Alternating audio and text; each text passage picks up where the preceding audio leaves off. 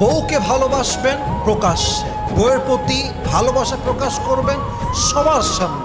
আরে এটা আমার হালাল বউ, এটা আমার স্ত্রী, আমার সমস্ত ভালোবাসার সবচেয়ে বড় অংশ পাবে অন্য কেউ নয়, একমাত্র আমার বউ পাবে। ঠিক কিনা বলেন? আমি সমাজসেবা স্টাফ সমাজসেবার স্টাফ।